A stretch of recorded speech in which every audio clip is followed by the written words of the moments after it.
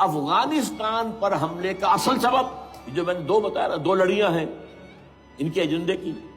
ایک اسلام کہیں ظاہر نہ ہو جائے، اسلام کا نظام ظاہر نہ ہو جائے،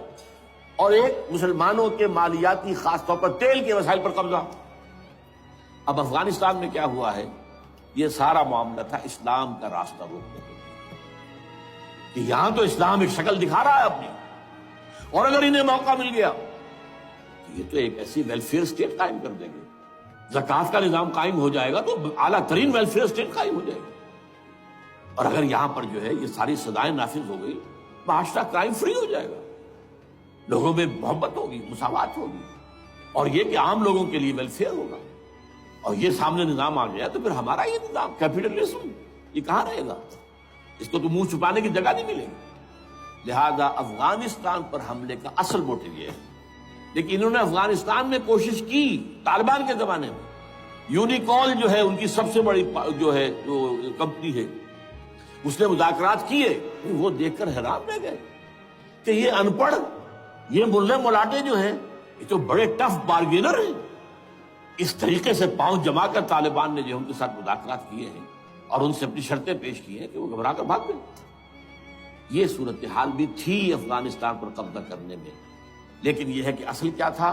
کہ وہ اسلام کی کوئی شکل دنیا کے سامنے نہ آنے پائے، جو ان کا میجر ہے۔ اسی لیے پورا عالم کفر جمع ہے، امریکہ، یورپ، روس، چین، سب جمع ہے، بھارت تو ہے ہی ہے، یہ سب جمع ہے۔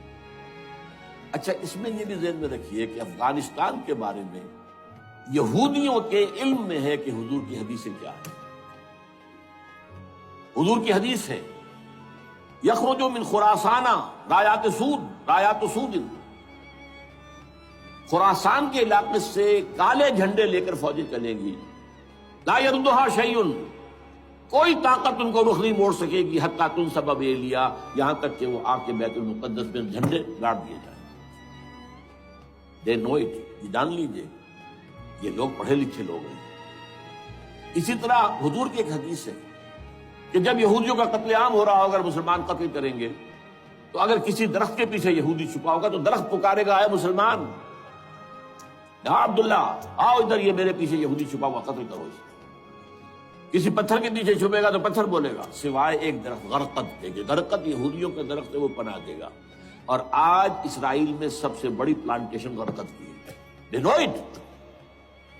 اسی لیے افغانستان، خراسان، یہ افغانستان کا ہارٹ ہے افغانستان۔ اور یہ بھی جان لیجئے، ہمارا جو مالاکنڈ سے اوپر کا علاقہ ہے یہ بھی خراسان کا حصہ ہے، اولڈ خراسان، جسے گریٹر خراسان کہا جاتا ہے ہسٹری میں۔